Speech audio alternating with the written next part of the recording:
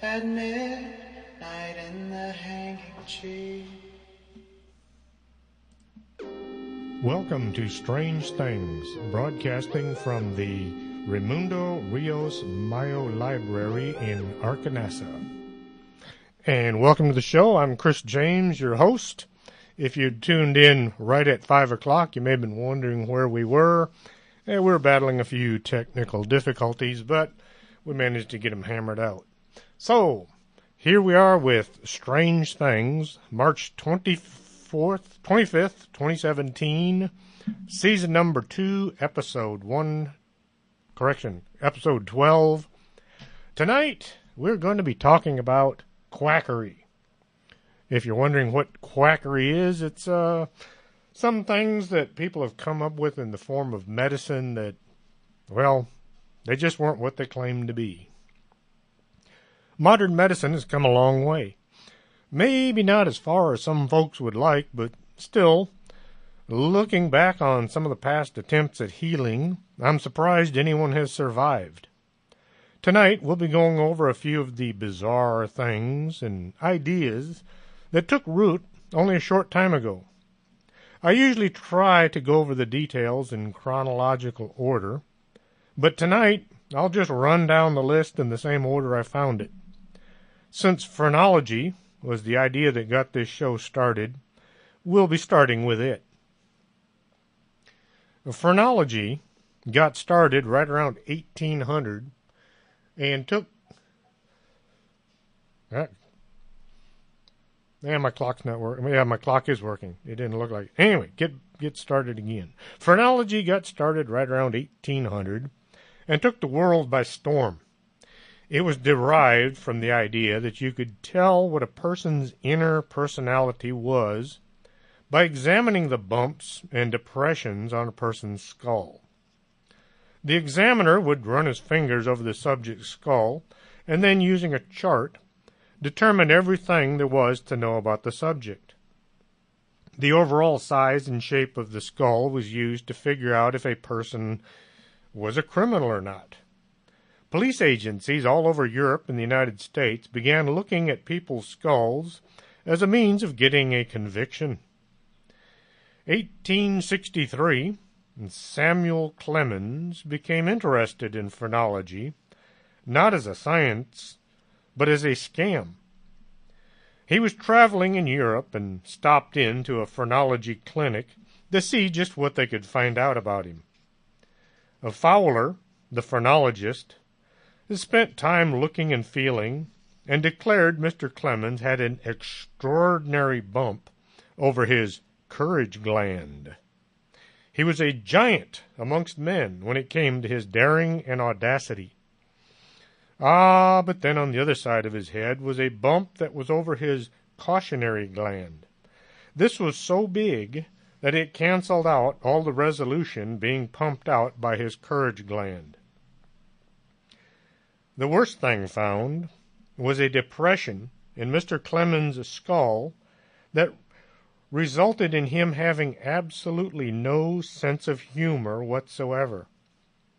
When it came to funny, Mr. Clemens was a wet rag. Sam took the reading back to his room and had a good laugh. Seeing as Mr. Samuel Clemens was also known as Mark Twain, one of the best humorists of the time, if not amongst the top still today. Right up there with Terry Pratchett and Douglas Adams. Later, Mark Twain went to visit Fowler a second time, only this time he used his writer's name. Knowing who his client was, Fowler gave him a reading that said he was overly endowed with a sense of humor and was very quick with a joke. Fowler had no idea that Samuel Clemens was Mark Twain and that he'd already been given a reading, one that was the exact opposite. Fowler had spent his time looking at Twain's head and not his face. Since the bumps and the hollows in your skull are there for good, phrenologists believed there was nothing you could do to change things. You were who you were because of the shape of your skull. Even after Mark Twain wrote about his two opposing readings, people still fell for phrenology for years after. Some enterprising inventor came up with a machine that did the grunt work of measuring things.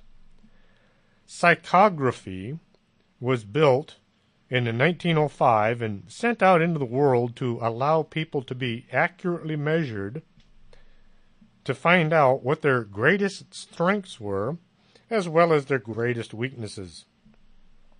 The people would flock to the locations of these psychographs and spend their hard-earned money to find out who they really were. How many people's lives were screwed up by these machines telling them that they had a career in, say, music when they were tone deaf, or they should be in labor because they had zero artistic talent.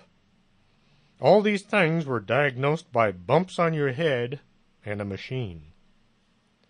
Phrenology began to lose its place in science when mesmerism began to become popular. Mesmerism is better known as hypnotism.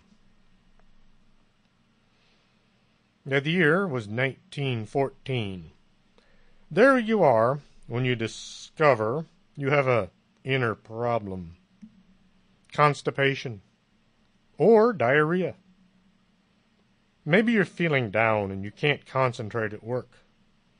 The latest and greatest thing since sliced bread has just hit the market, so you're in luck. The thing was about 8 inches long. It came with a cord to plug it in and a blue light bulb to help warm things up. It was known as the prostate gland warmer, and it could cure just about everything. Well, at least the abdominal brain. I've taken a few anatomy classes, and I failed to ever locate the abdominal brain. But maybe I missed something. The prostate gland warmer was easy to use. Just plug it in and then plug it in. I wonder who and when did the idea of the prostate needing warming come up. Say someone was out in the snow, maybe. They stumbled into a house and they said, "My backside is frozen. Not just cold, but cold to the core." And then some want-to-be doctor said, "Here, stick this hot thing in there and warm things up." That's a terrible thought. The really weird thing is the prostate warmer is still being manufactured today. You can get it either battery-operated or a handy USB model, so you can surf the net while waiting for your abdominal brain to get going. Let's move on to something a bit less icky. The electric helmet. Electricity was not regulated for the first half of the 20th century, so quacks began attaching wires to just about everything. A helmet with wires attached was sold to cure any kind of mental issues. It was also supposed to stimulate thought. About the only thought it probably stimulated was, "Someone get this thing off of me." Then there was the electric device for everything. This was an ad they ran in their pamphlet. By the application of Dr. Lauder's battery, strength and vitality is given to the nerve forces, uniform and healthy circulation to the blood, and nature is assisted in restoring the weak and diseased parts back to their healthy condition. Dr. Lauder's battery acts directly on the circulating system, producing a mild electric current without a shock, and being in harmony with the magnetic laws of the body, it sustains the various functions, thus promoting the health and vigor of the entire frame. In 1888, the magneto-electric battery was sold as a cure-all for just about everything. Everything except for the following. Dr. Lauder's magneto-electric battery will cure 30 ailments, but should not be used for the following: the scrofula, the gleet, ag cake, hectic fever, jail fever, mormal, quincy, variola, and that dreaded of all diseases, mago ontigogo. And we're going to be right back after just a couple of commercials, so don't go away. You're listening to Arkanasa Radio.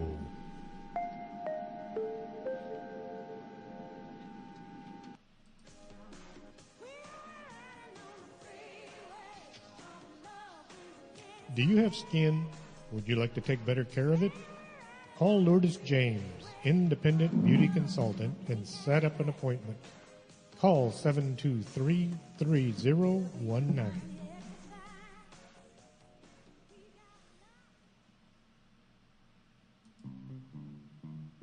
If your vision isn't what it used to be, and you're not sure you're seeing Bigfoot or just your neighbor mowing his lawn, stop on by Del Norte Optical, 107 Calle del Norte, just across the street from the Embassy Suites.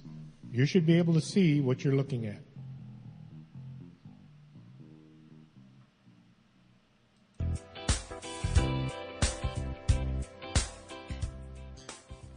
Looking for a great cup of coffee? Swing on by the Organic Man Coffee Truck, 1002 Iturbide, suite number 7.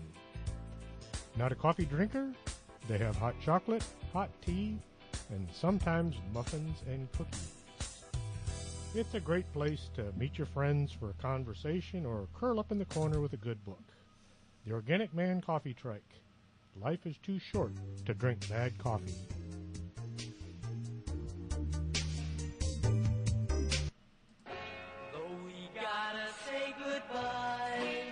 No, don't say goodbye. Stay with us. This is Arkanasa Radio. Quédate con nosotros. Estás escuchando Arkanasa Radio.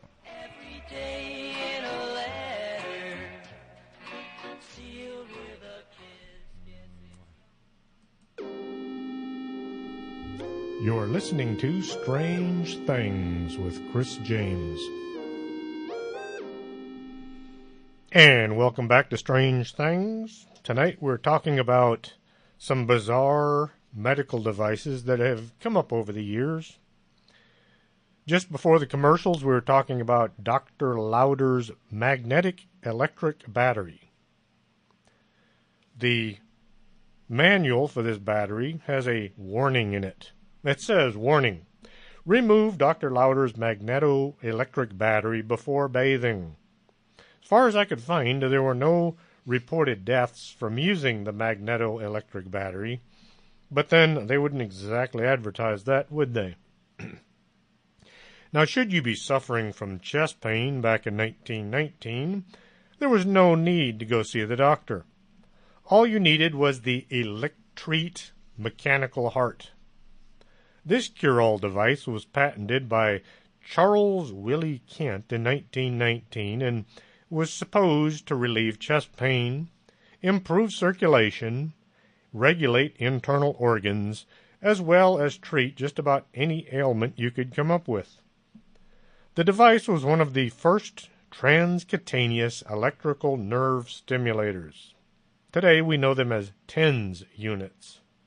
Devices just like this one used today to deal with chronic pain, but never for chest pain. In the 25 years following its invention, the Electreat Manufacturing Company was able to sell more than 250,000 of these quack devices. Historically, the Electreat has great historical significance.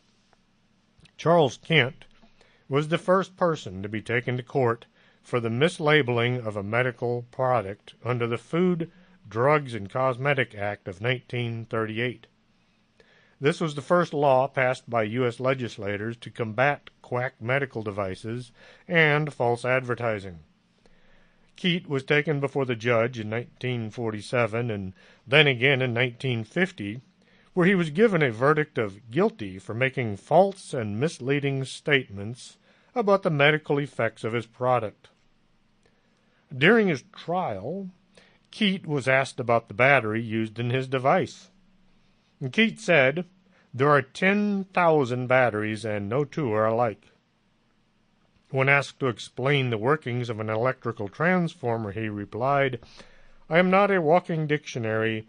It is an unanswerable question."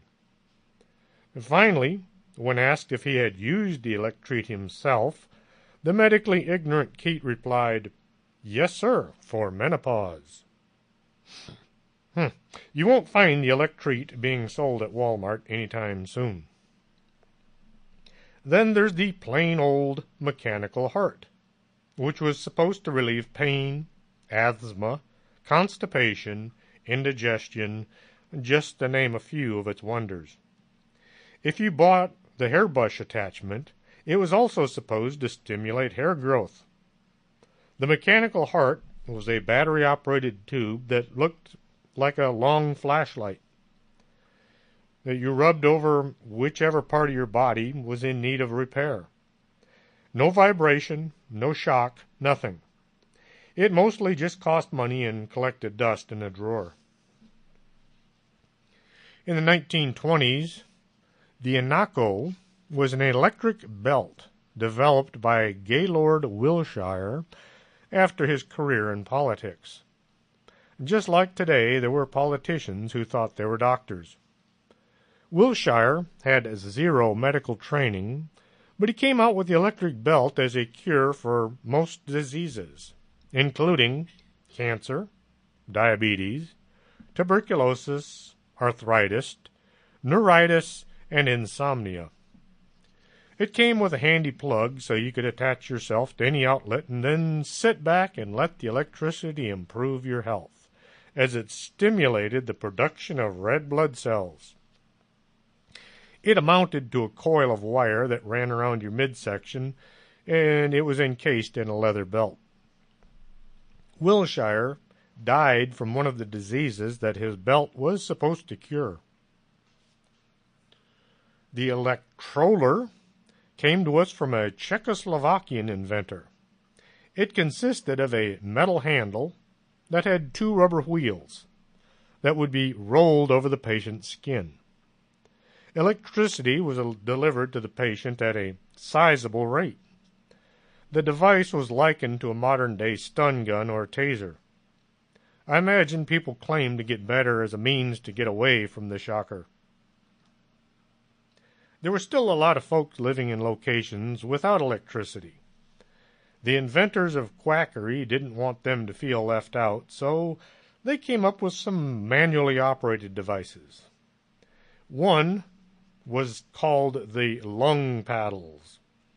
This device was to be used to squeeze the lungs of people who were having difficulty breathing. Just what a person with difficulty breathing needs is more difficulty. That and squeezing the chest would mimic the feeling of a full-on heart attack. And then there's the problem of those who go too far, and you'd have broken ribs or one of my least favorite injuries. It hurts when you breathe, and there's not much you can do about it. Looking at the photos from the past, it's hard to tell if these devices could double as exercise tools as well. If you suffered from headaches but lived without electricity, no problem. Just grab the Lambert-Snyder Health Vibrator. It looked kind of like a cross between a fishing pole and a mixer. You place the rubber foot against your head and then you crank away until the pain is gone. But that's not all. It's supposed to help with indigestion as well, and constipation, as well as diarrhea. If you could come up with an ailment, this device would send it packing. Now, a head massage just might be good for a headache, but how is that supposed to fix rheumatism? Maybe it was getting thumped between the eyes that made your aches and pains seem to fade away. Then there were the radiation devices, which were all the rage from 1910 to the 1950s. Just about the same time that people were dropping dead from radiation poisoning. As with electricity, the discovery of atoms spurred interest in the possibility of a new cure-all known as radiation.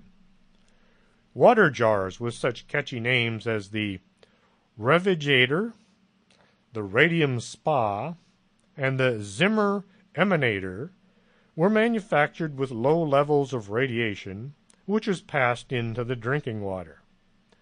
These devices used either a radioactive insert or radioactive material was added to the walls of the jar during manufacture.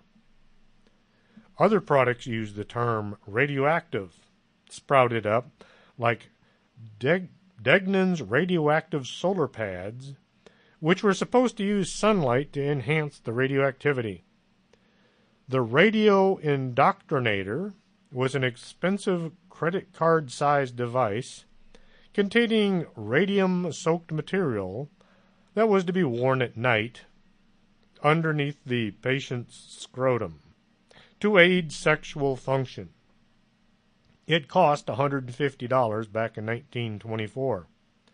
That's $2,093 in today's hard-earned cash. So you were able to irradiate your family jewels. Radium found its way into just about everything.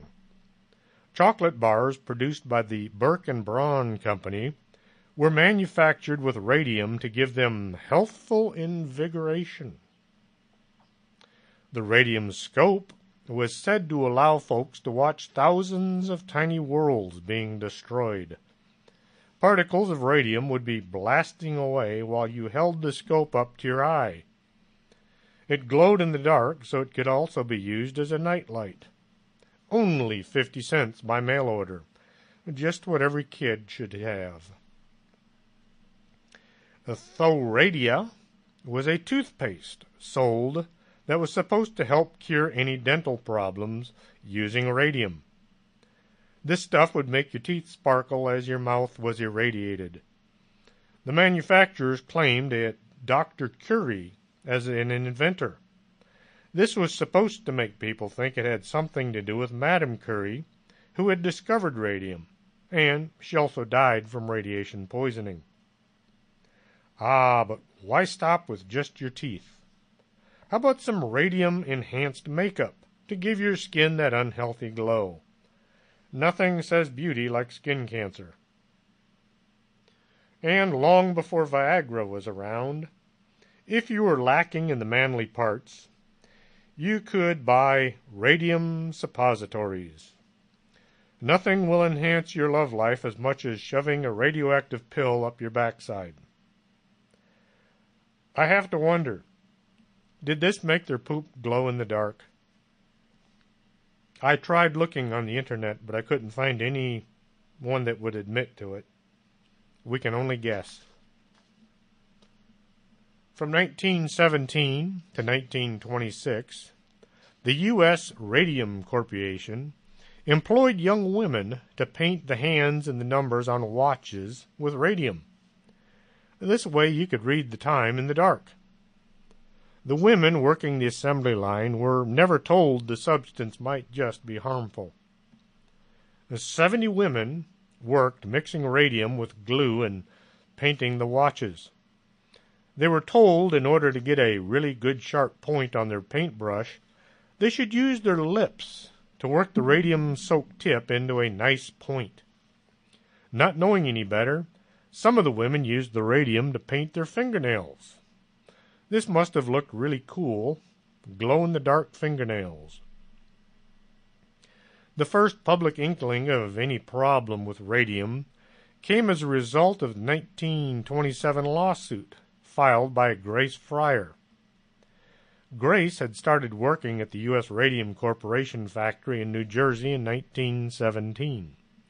She said she'd used her lips to shape the brush, but was told it was perfectly harmless. Any time she blew her nose, her handkerchief would glow. She moved on to a better job working in a bank. And then one day, her teeth began to fall out. Then she was plagued with mouth ulcers as well. When other workers began to get sick, U.S. Radium hired a firm to look into things. The firm said the women were all suffering from syphilis.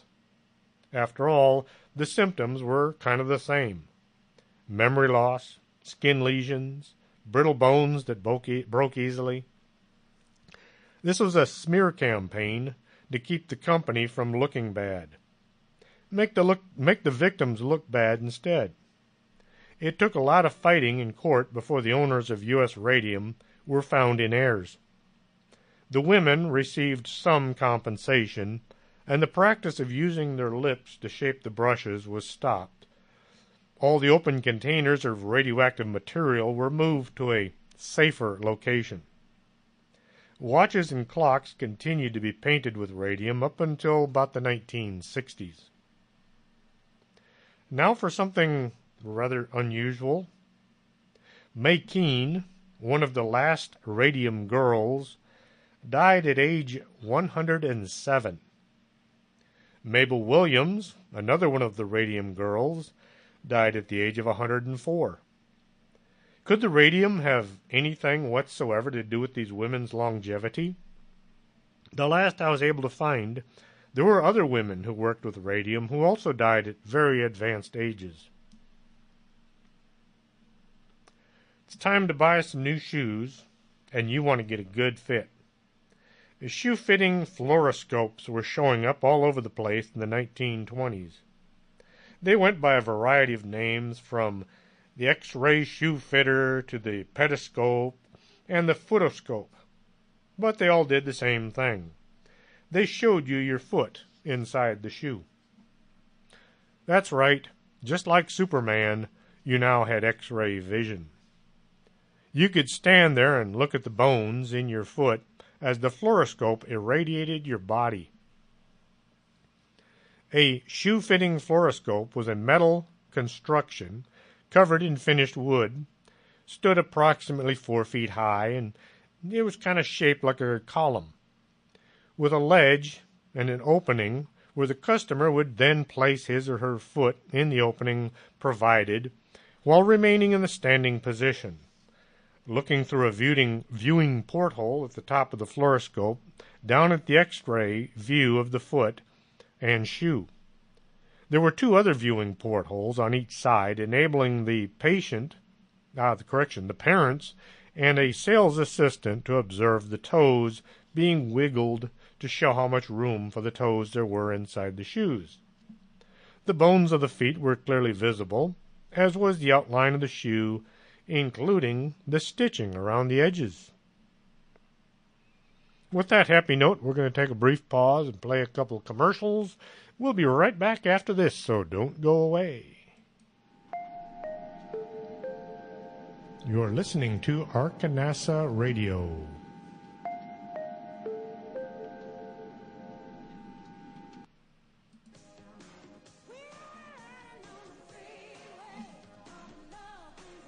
Do you have skin? Would you like to take better care of it?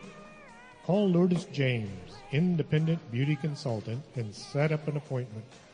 Call 723-3019.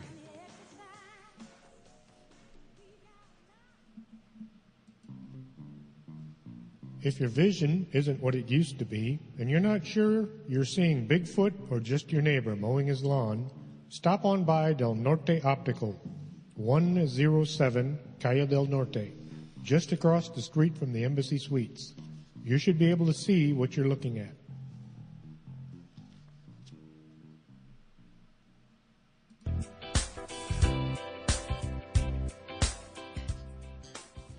Looking for a great cup of coffee? Swing on by the Organic Man Coffee Trike, 1002 Eaterby Day, suite number 7. Not a coffee drinker? They have hot chocolate, hot tea, and sometimes muffins and cookies. It's a great place to meet your friends for a conversation or curl up in the corner with a good book. The Organic Man Coffee Trike.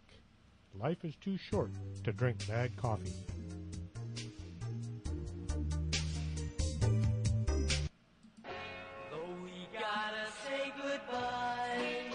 No, don't say goodbye. Stay with us. This is Arkanasa Radio.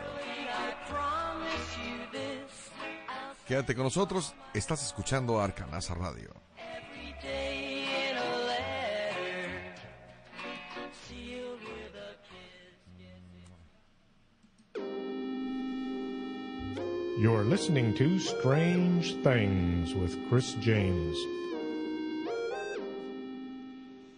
And welcome back to the show. Just before the break, we were talking about the X-ray shoe fitting device. The gimmick changed from decade to decade to suit the market at the time. But the most famous sales pitch were that the fluoroscope allowed salesmen to better fit shoes than it made more fun for the kids to go to the shoe store. During the Great Depression, a popular sales pitch was that the fluoroscope allowed the best possible fit, which made for longer-lasting shoes, and it implied that the customer would not have to buy as many pair for themselves or for their children. In reality, the shoe-fitting fluoroscope was nothing more than a way to attract potential customers because the fit also depended on how fleshy your foot was, which was difficult to make out on the fluoroscope. Now, the salesman was trained on how to flip the switch and turn the unit on. He was highly trained in the use of radiation. Actually, no. I have more training in radiation from Rudy Leal, who was an X-ray technician. He told me about it one night, so I feel well trained. Well, at least I have more training than the shoe salesman. And how about shielding? As you stand there next to the device, not much. Working in the ER, we had to strap on these huge lead aprons any time the X-ray machine was in the room. If you had to hold the patient, you got lead mittens as well. Fun times. Now, the customer was only exposed to radiation for a time it took the salesman to make the sale. The salesmen were around these machines all day, every day, soaking up the radiation that is colorless, odorless, and highly deadly.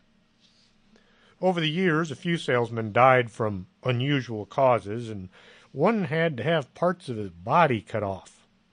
There were lesions and odd growths from the machines, which continued cooking folks up until the 70s, when health issues began to outweigh the sales benefits.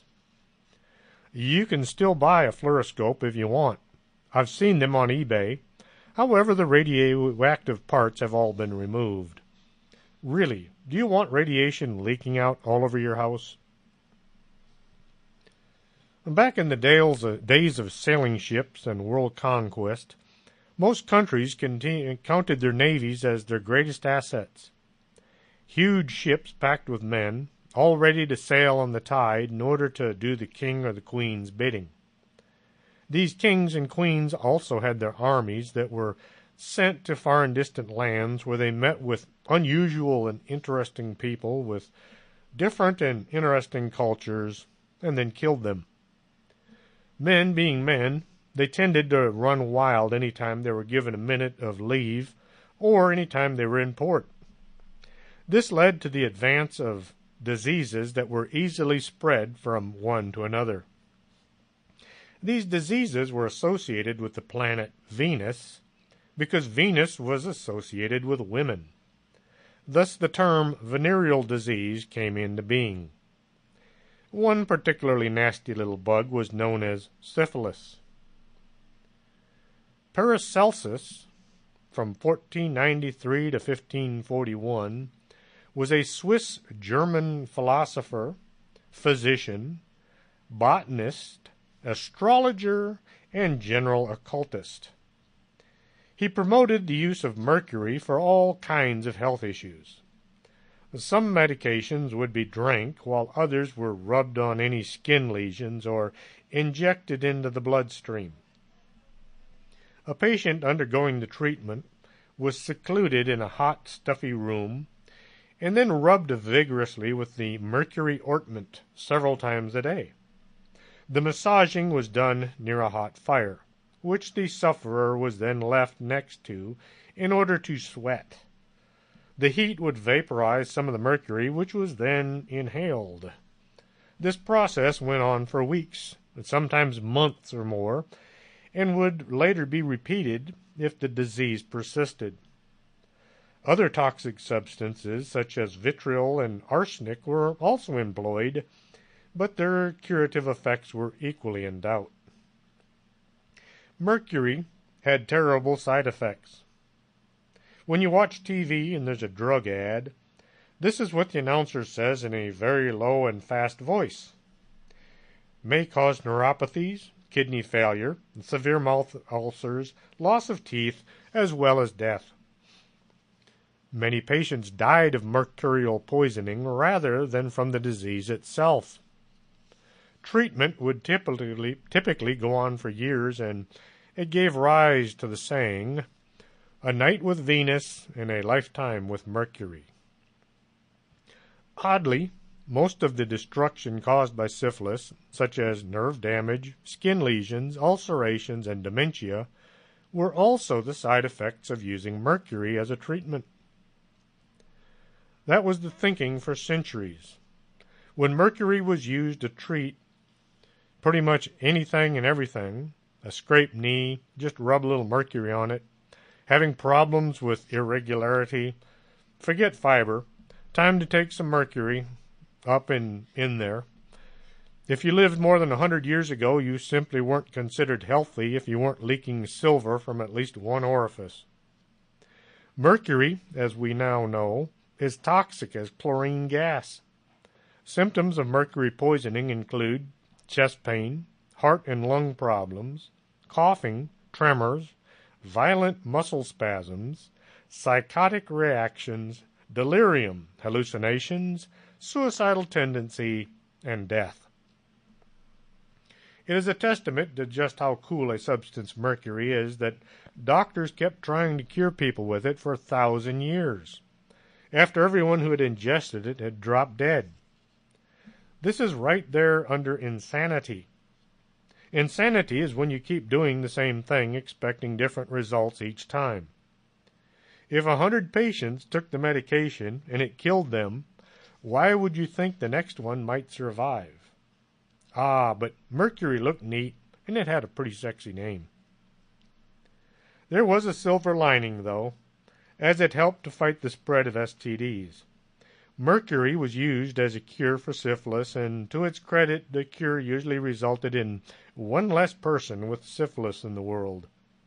It's generally believed that Mozart was poisoned by mercury-based syphilis cures. You could say he was saved from dying from syphilis by dying from mercury first. Mercury continued to show up in all kinds of medical potions.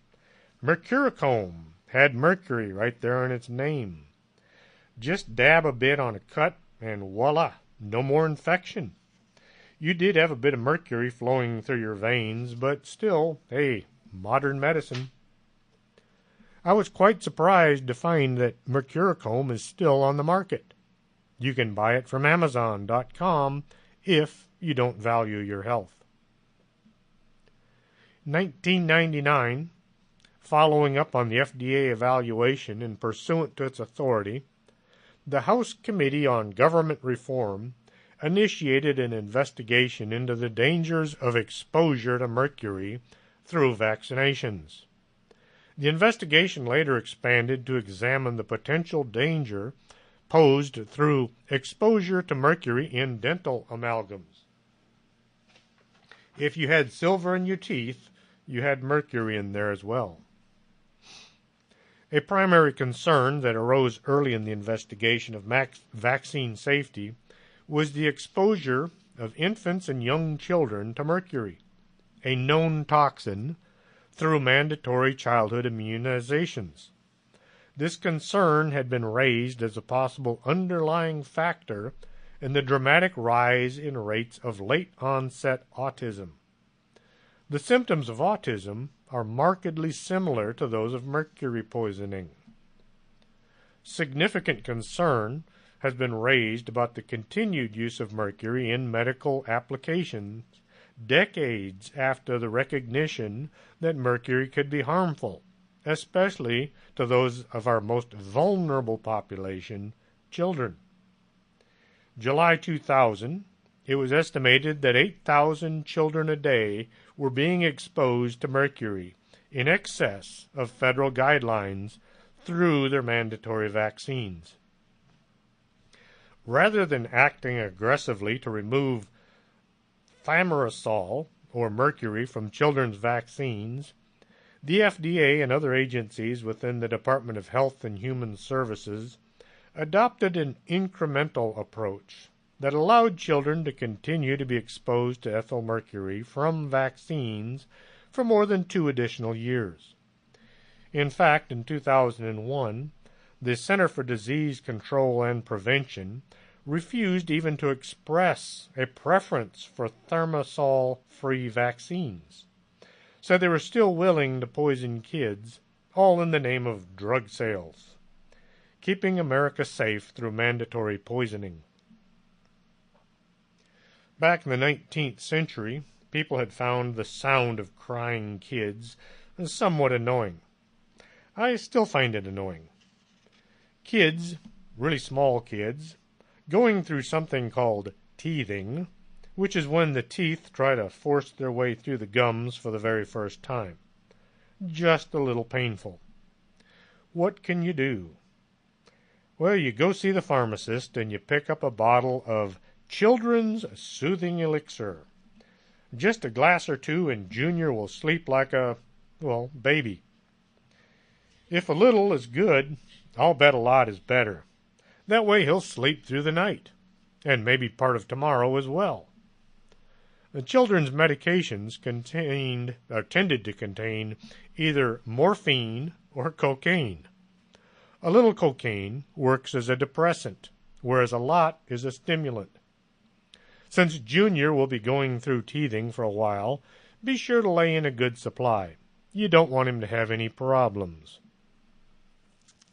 Mrs. Willow's soothing syrup contained 65 milligrams of pure morphine. After a few bottles of this, Junior will be a full-blown junkie and never mind about the constipation brought on by the massive amounts of opiates. Now Junior's having difficulty going to the bathroom, so head on over to the pharmacist and pick up a bottle of Pisco's Cure for Constipation, which up until 1869 contained cocaine. After that, it was laced with cannabis oil. Some babysitters were the accidental cause of death from morphine overdoses, since no one knew just how much of the drug was deadly. A second cure for teething was called laudanum, which was mostly opium mixed with water. There's no record of how many kids died from these teething cures. Death was usually listed as crib death, and no one bothered to look into the medication being used. Have you ever thought you might have too much blood in your veins? Kind of like having too much money in your wallet? Considered one of medicine's oldest practices, bloodletting is thought to have originated in ancient Egypt. It then spread to Greece, where physicians such as Erasistratus, who lived in the 3rd century BC, believed that all illnesses stemmed from an overabundance of blood, which they called plethora. In medieval Europe, bloodletting became the standard treatment for various conditions, from plague and smallpox to epilepsy and gout. Practitioners typically would nick a vein or an artery in the forearm or the neck, and sometimes using a special tool featuring a fixed blade and known as a fleam. December 13th, 1799, George Washington, our president, awoke with a bad sore throat and began to decline rapidly. He was a proponent of bloodletting, so he asked to be bled the next day. The physicians drained an estimated 5 to 7 pints in less than 16 hours. Despite their best work, Washington died on December 17th, leading to speculation that it was probably excessive blood loss that contributed to his demise. Bloodletting was one of the most enduring and popular medical practices in history. Originated by the Greeks and used up until the 19th century for just about everything. If you were feeling under the weather back in the day, there's a good chance it was because you just had too much blood flowing through your body. Now, a person having too much blood may sound absurd to us today, but back then the body was believed to function due to the four humors: blood, yellow bile, black bile, and phlegm. Any imbalance was considered the cause of your malady. I think the focus was placed on blood since it was near impossible to drain off phlegm or bile. Dozens of bizarre little knives were developed over the years as a medical means of removing all of that nasty blood. We're going to take a break here, play a couple commercials, so don't go away. We'll be right back. You're listening to Arkanasa Radio.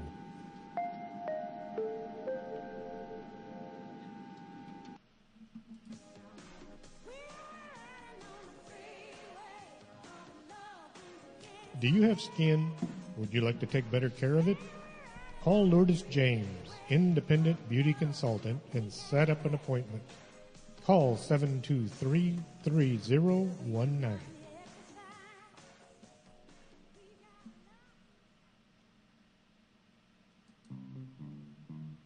If your vision isn't what it used to be, and you're not sure you're seeing Bigfoot or just your neighbor mowing his lawn, stop on by Del Norte Optical, 107 Calle del Norte, just across the street from the Embassy Suites. You should be able to see what you're looking at.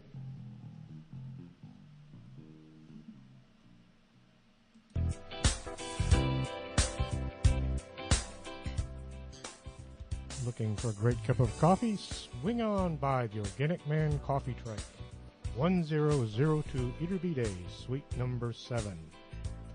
Not a coffee drinker? They have hot chocolate, hot tea, and sometimes muffins and cookies. It's a great place to meet your friends for a conversation or curl up in the corner with a good book. The Organic Man Coffee Truck. Life is too short to drink bad coffee.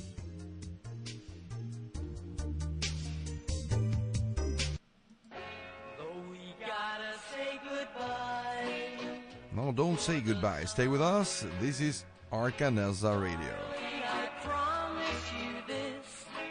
Quédate con nosotros. Estás escuchando Arkanasa Radio.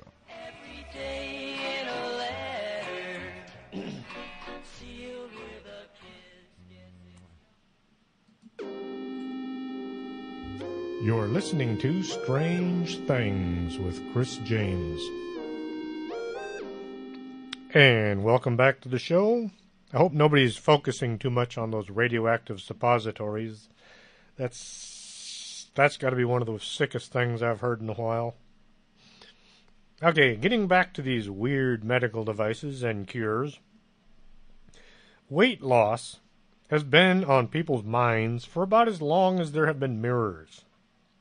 People have been praying for a magic pill to do all the hard work of shedding pounds, and back in the 1920s, they thought they had found it. Nice, neat little pills containing tapeworm eggs. Just pop a few of these and watch the weight slip away, even as you devour everything you can get your hands on. One of the ads showed a thin woman standing next to a table, laden with all sorts of fattening foods, just about ready to dig in. All that food you eat will be used and excreted by the worm now living in your intestines. The number of tapeworm pill advertisements is quite impressive. In all this time, you thought you needed diet and exercise. It hasn't really gone away. Mexico is still offering a tapeworm diet as a weight loss treatment. The approximate cost of the treatment is $1,500 plus travel expenses. All these weight loss centers, patients are fed beef tapeworm cysts. See, pig tapeworms are dangerous to humans. They manage to work their way through your intestine, and they wind up in all kinds of strange places. Your heart, your eyeballs, and places you don't want a tapeworm, if you want a tapeworm to begin with. As if having parasites isn't a bit dangerous to begin with. Then, once you've melted down to your birth weight, the folks at the center monitor the growth of the tapeworm. I have no idea how they're going to do this, and use a powerful antibiotic to flush the worm out of your system once it has reached its maximum size. Let's face it, there's only one place for a tapeworm to come out of your body. Just a few side effects are fever, heart trouble, blindness, death, and birth defects. But you're thin. Then the 1950s and 60s, people found a new magic means of weight loss.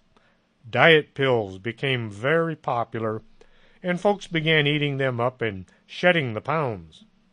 The folks taking all these pills were also very industrious, staying awake for days. Well, what would you expect? The pills were speed, amphetamines. They were having the same effect as crack cocaine has today. It took a while before the relatives began to take note of the fact that these weight loss fanatics were addicted to their pills. So now the doctors had to come up with a new drug to get the folks off of their old drugs. Getting back to bizarre medical devices, how about radionics machines? Radionics machines. It was popular in the 1920s. Radionics was a process created in the early 1900s by an American doctor, Albert Abrams. The idea was a physician could supposedly diagnose patients without ever meeting them in person. All that was needed was a sample of hair, blood, or even handwriting or a photograph. The machine was designed that could interpret the energy frequencies of the patient. The odd part was the machine did this by scanning the sample and then projecting the symptoms into a healthy subject who stood in as a surrogate patient. The patient and the volunteer both had to be facing west during the diagnosis.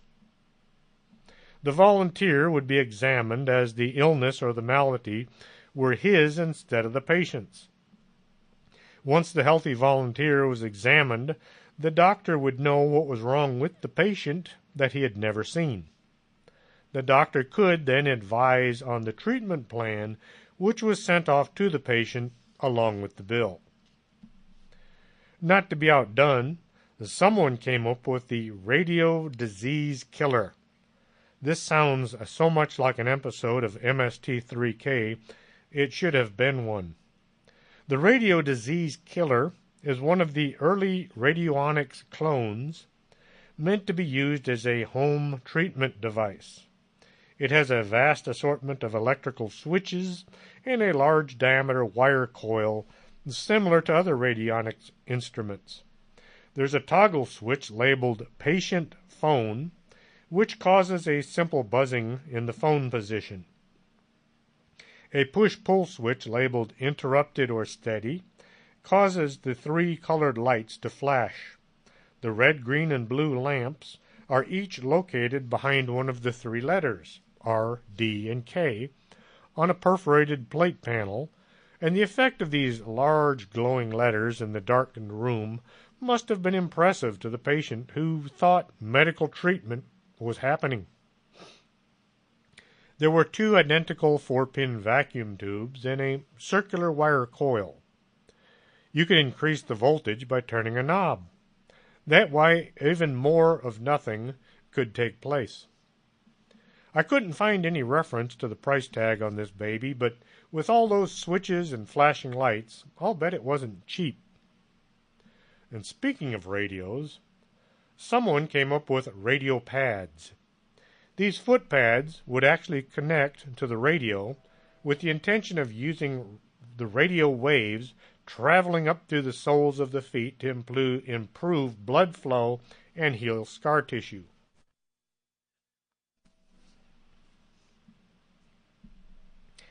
You couldn't dance while listening because your both feet had to stay on the pads, but you could sway back and forth. The instruction book didn't say whether you needed to listen to any particular kind of music, but back then there really weren't many choices to choose from. If you had the room in your home, you might want to purchase the electronic bath. This was a huge cylinder that was hooked up to a static electricity generator. The patient would lie on a table that would slide back and forth through the cylinder, thus allowing the patient to be rejuvenated by the magic powers of electricity. Electricity was relatively new to most folks, and they thought it just might do all kinds of wonderful things. Mostly it just drained their wallets. In the 20th century, the Battle Creek Sanitarium was one of the most famous health resorts in the world. If you had the cash and the time, you could go there to be treated for a variety of ailments. Some folks were sent there to get them to stop drinking. Others went because of depression. If you had issues and needed to fix them, this was the place to go. Dr. John Harvey Kellogg was the chief of staff. His brother, Will Keith Kellogg, was the sanitarium's bookkeeper. From their diet program came Kellogg's Corn Flakes, which came about as a quick, healthy way to feed the patients in the morning. Up until that time, if you wanted breakfast, well, you needed a cook and a supply of whatever it was you're going to eat. Bacon and eggs hadn't quite caught on yet. Now, some folks came complaining about indigestion problems, probably due to eating all the wrong things that were popular back then. The constipation could have been because of the use of some of the weird drugs out on the market, but more than likely it was from a lack of water in their diets. People didn't drink water if they could avoid it, because most rivers were contaminated with chemicals and sewage. So you're having digestive issues. Well, sit here in this chair. Oh, and hang on. The technician would flip the switch and the chair would begin to vibrate as if it was about to launch into outer space. The bouncing was said to be very painful. The seat wasn't padded and your tuchus would take a beating. The vibration, which was more like bull riding, would last from 5 minutes to a half an hour. The idea was this would pound the food through your digestive tract, allowing the rest of your body to do its work. I wonder how many patients wound up throwing up the food that was supposed to be vibrating down. The chair was also supposed to cure headaches and backaches. Kellogg's Corn Flakes, the food item invented as a quick breakfast meal. We've all eaten them, but not the way Dr. John Kellogg wanted them to be eaten. They weren't great. The breakfast cereal was served plain. No sugar allowed. They tasted kind of like the cardboard box that they came in. Patients would struggle to swallow their daily allowance of these less than flavorful cornflakes. Now, the younger brother, Keith Kellogg, he came up with the concept of putting some sugar on the flakes to give them a better taste. But Dr. Kellogg didn't just say no. He said, no way were his patients going to put anything so disgusting as sugar on his flakes. Once folks had escaped from the care of Dr. Kellogg, they went back to eating what was on hand. No one wanted to ever see Kellogg's Corn Flakes again. Now, Keith had an idea. Kellogg's Corn Flakes were patented by his brother. However, if he could tweak the formula and change the name, he could sell his own breakfast cereal. So Keith began making and selling Kellogg's Frosted Flakes. And people, especially kids, loved them. Now, there was a fast and easy way to have breakfast without having to work all morning getting folks out the door. Well, Dr. Kellogg wasn't happy. His brother was selling his stolen breakfast cereal and making a mint, while the doctor was slowly going broke. What to do? Well, he sued his brother for every dime he had made. Drug into court and before the judge, Keith Kellogg had to show how his breakfast cereal was different from the swill his brother was trying to pass off to folks. I imagine the judge had to try a spoonful of Kellogg's cornflakes, not tasty at all. Then he got to try Kellogg's Frosted Flakes. The judge found in favor of Keith Kellogg, saying the two breakfast cereals had hardly anything in common. Keith became a millionaire, and his brother, the doctor, slowly slipped into obscurity. After a few Christmases went by, the two came to terms, and Keith he agreed to share some of the wealth. Today, just about everyone can enjoy a bowl of Kellogg's Frosted Flakes from Battle Creek. The next Saturday, we'll be back with more strange things, although I don't have the show lined up quite yet. If you have anything you'd like to hear on Strange Things, send us an email at strangethings@arkanasa.com, and we'll see about putting a show together. If you'd enjoyed tonight's show, you can check the archives at strangethings.podomatic.com. They're all there, and they're free for the asking. Also, there's a couple of my books that you can listen to if you would like. Till next week, this is Chris James with Strange Things. Are you coming to the tree where they strung up a man, they say murder 3? Strange things that happen here, how stranger would it be if we met at midnight in the hanging tree?